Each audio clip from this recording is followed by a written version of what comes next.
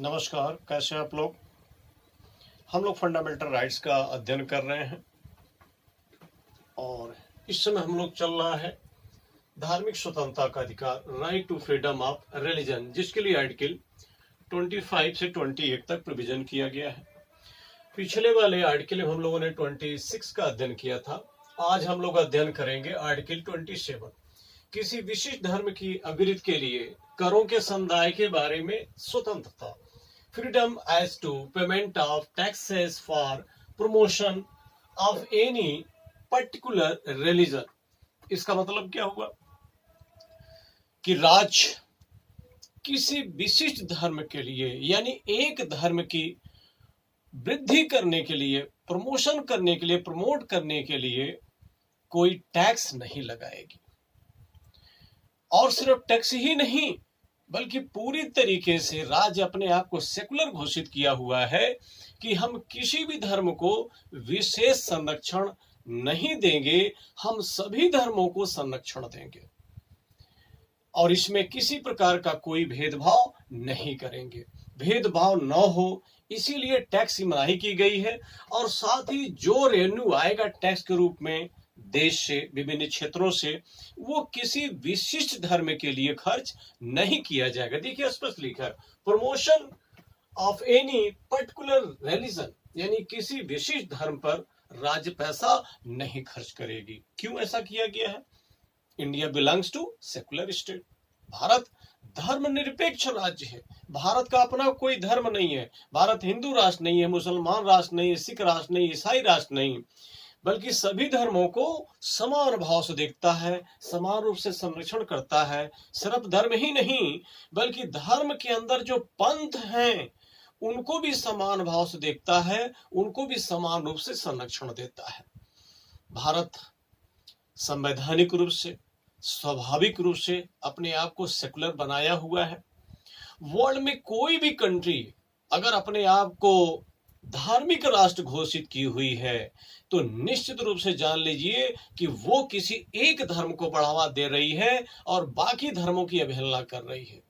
और विश्व में कोई भी राष्ट्र ऐसा है जो अपने आप को धार्मिक राष्ट्र घोषित किया हुआ है तो निर्विवाद रूप से ये मेरा दावा है कि विश्व बंधुत्व की परिकल्पना उसके अंदर है ही नहीं।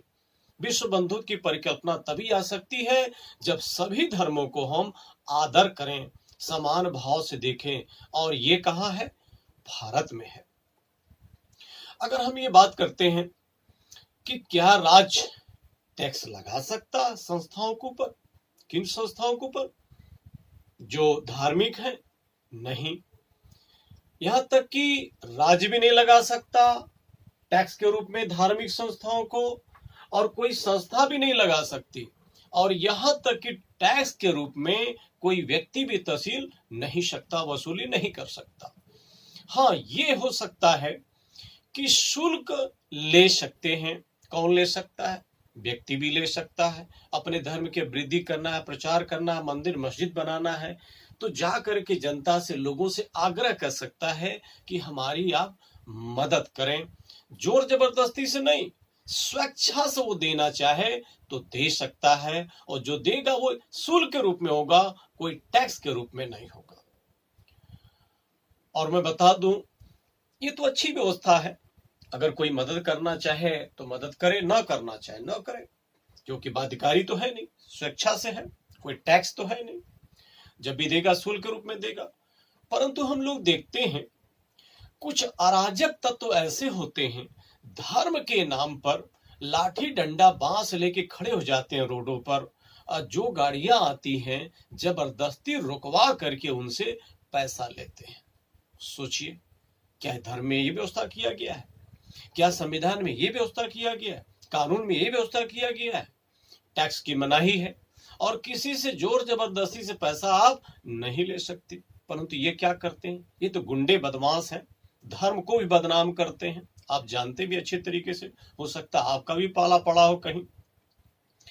तो खैर, किसी से जोर जबरदस्ती से पैसा आप नहीं ले सकते। सरकार भी नहीं ले सकती, राज्य भी नहीं ले सकती, कोई व्यक्ति भी नहीं ले सकता।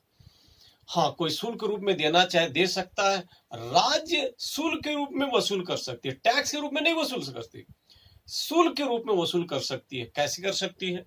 मान लीजिए कोई धार्मिक स्थल है, वहां रोड की व्यवस्था अच्छी बनानी है, वहां लाइट की व्यवस्था अच्छी करनी है, वहां पानी का प्रबंध करना है, वहां सिक्योरिटी का प्रबंध करना है, तो उस पैसों के लिए उस स्थान से, उस धार्मिक स्थान से वो क्या कर सकती है? शुल्क ले सकती है, टैक्स नहीं।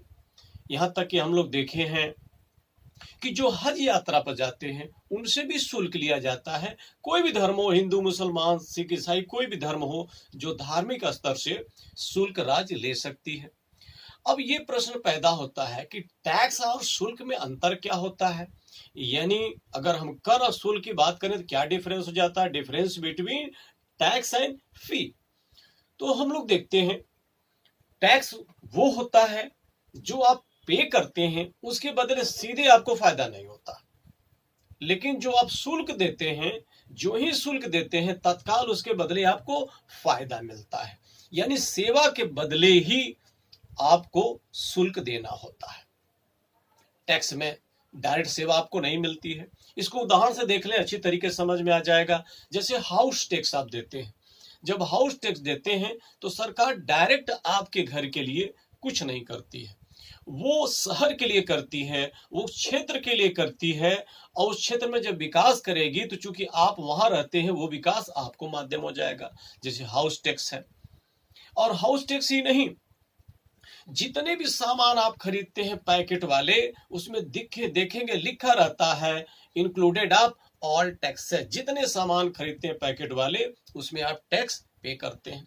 तो जो टैक्स पे करते हैं, डायरेक्ट आपको फायदा नहीं होता, इनडायरेक्ट फायदा होता है। समाज को फायदा पहुंचाया जाता है और समाज के माध्यम से आपको मिल जाता है। जैसे सरकार क्या करती है? सड़क बनवाती है उस टैक्स पैसों से, पुल बनवाती है, पानी का प्रबंध करती है, सुरक्षा की व्यवस्था करती है, तमाम व्यवस्था इस प्रकार करती है। देखे होंगे दवाओं की छिड़काव करती है, दवाओं का प्रबंध करती है। तो बहुत सारे हजारों कार्य ऐसे करती है, लेकिन डायरेक्ट आपको टैक्स लिया और तत्काल फायदा पहुंचा दिया, ऐसा नहीं होता है। जबकि शुल्क में क्या होता है? ये ऑप्शन होता है, विकल्प होता है कि आप अगर सेवा लेना चाहें तो शुल्क दे सकते हैं। और शुल्क कई जगह लगते हैं। चाहे पिक्चर हॉल जाएं तो उसमें भी कई कैटेगरी बनी रहती है। अगर बढ़िया सीट लेना चाहते हैं, एसी लेना चाहते हैं, तो एसी का क्या देना पड़ता है? शुल्क देना पड़ता है। कोचिंग संस्थान में पढ़ने जाते हैं, जैसे मैं ही पढ़ाता हूं, जहाँ एसी लगा है तो पैसों की ज्यादा शुल्क देना पड़ता है लड़कों को, जहाँ कूलर है कम देना पड़ता है। तो इस तरीके से कैटेगरी बटी हुई है। साथ ही साथ स्टाफ बहुत अच्छा है, एक्सपर्ट बहुत अच्छे लोग हैं, तो वहां फीस ज्यादा देनी पड़ती है। तो फीस के रूप में, यानी शुल्क है वो। कई बार देखा गया है कि मंदिर के रख रखाव के लिए भी पैसों की जरूरत पड़ती है, तो वहां भी शुल्क ले लिया जाता है। बहुत सारी ऐसी चीजें हैं, मैं वहां सिक्योरिटी की व्यवस्था करनी है, मैंने अभी बताया, और तमाम प्रबंध करने हैं, तो वहां शुल्क लिया जा सकता है, लेकिन टैक्स नहीं लिया जा सकता।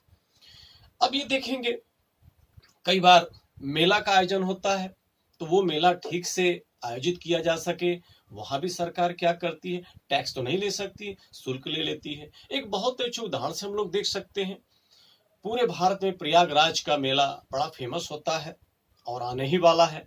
इसमें देखे होंगे जितने दुकानदार होते हैं उनसे सरकार क्या करती है? शुल्क लेती है। और दुकानदार ही नहीं, देश के कोने कोने से, विश्व के कोने कोने से जो भी यात्री अगर यहाँ आते हैं प्रयागराज, तो यात्री किराया एक्स्ट्रा लिया जाता है। किस रूप में? शुल्क के रूप में लेते हैं। अगर आप यहाँ उतरेंगे तो एक्स्ट्रा शुल्क आपको देना पड़ेगा। कई बार ऐसा होता है, आप देखे होंगे व्यवहारिक के रूप में, घूस के रूप में कुछ लोग लेते देते हैं। कहीं नहीं कहते हैं कि टैक्स के रूप में मैं ले रहा हूं। क्या ले रहा हूं? सेवा शुल्क के बदौलत ले रहा हूं मैं। यानी आप सेवा लेना चाहेंगे तो शुल्क देंगे। बहुत भ्रष्टाचार फैल गया है, आप लोग परिचित ही हैं इस प्रकार से। तो हम देखेंगे कि जो कहा गया करों के समुदाय के बारे में स्वतंत्रता, इसका मतलब ये हुआ जो धार्मिक स्थल हैं उनसे टैक्स भी नहीं लिया जाएगा। जैसे क्या है? धार्मिक संस्थान है। और यही नहीं, जो पैसा उनके पास है उसकी जांच भी नहीं की जा सकती, उस पर टैक्स नहीं लगाया जा सकता। जो चढ़ावा चढ़ता है हजारों करोड़ों का, उस पर कोई टैक्स नहीं लगेगा। और जो देने वाला, दान देने वाला, जो चढ़ावा चढ़ाने वाला है, उसके ऊपर भी कोई टैक्स नहीं लगाया जाएगा। जो धर्मशालाएं होती हैं वो भी टैक्स फ्री होती हैं, टैक्स नहीं लगाया जाता है। मेरा व्यक्तिगत मानना है कि जो धार्मिक स्थल है, बहुत बड़े जो धार्मिक स्थल है, करोड़ों अरबों रुपए का चढ़ावा उनके पास आता है। अब ये मेरा मानना है, विचार करने का एक प्रश्न है कि वो करोड़ों अरबों रुपए कहाँ जाते हैं। कहीं न कहीं सरकार को जांच करना चाहिए कि कहाँ वो पैसे चले जाते हैं। अब ये देखा जाए कि कुछ ऐसे धार्मिक स्थल हैं वो तो खर्च करते हैं, देखे होंगे भंडारा चलता है, जो भिखारी हैं, जो दीनहीन हैं या जो भक्त आए हुए उनको भोजन करा देते हैं, तो वहां तो समझ में आता है चलिए कुछ इधर का पैसा उधर व्यवस्थित हो रहा है। लेकिन मैक्सिमम हम लोग देखते हैं ऐसा पैसा कहाँ जाता है कुछ पता नहीं चलता है। तो उसकी जांच होनी चाहिए, क्योंकि कहीं न कहीं वो भक्तों का पैसा है, लोगों का पैसा है, तो लोगों के लिए भी खर्चा होना चाहिए, किसी एक व्यक्ति का पैसा नहीं है। अगर हम लोग गौर करें मंदिर के बाहर, मंदिर में देखेंगे हजारों करोड़ रुपए चढ़ावा चढ़ रहा है, लेकिन मंदिर के बाहर बहुत दीनहीन पड़े रहते हैं, एकदम असहाय पड़े रहते हैं। अब ये गौर करिए, जो बड़े बड़े संस्थान हैं कितना ध्यान देते हैं, कुछ को छोड़ दिया जाए तो बाकी ध्यान नहीं देते हैं। जबकि एक तरफ क्या कहा गया है, ब्रह्म सत्यम जगत मिथ्या जीव ब्रह्मो नापरो। इसका मतलब भगवान और इंसान दो नहीं है, अलग अलग नहीं है। तो जितने मंदिर में रहने वाले लोग हैं या धार्मिक संस्थान में रहने वाले लोग हैं, क्या इस बात को मानते हैं? अगर वो हिंदू हैं, अगर वो मानते हैं किसको वेद को मानते हैं, सारी अगर वेदांत को मानते हैं, उपनिषद को मानते हैं, तो स्पष्ट रूप से लिखा गया ब्रह्म सत्यम जगत मिथ्या जीव ब्रह्मो ना पर, यानी भगवान और इंसान अलग अलग नहीं है, वो दो नहीं है। इस प्रकार से बात की गई है। तो क्या ये भाव आता है? अपने तो एसी में रहते हैं और जो भगवान की ही संतान है किस तरह जीवन व्यतीत करते हैं।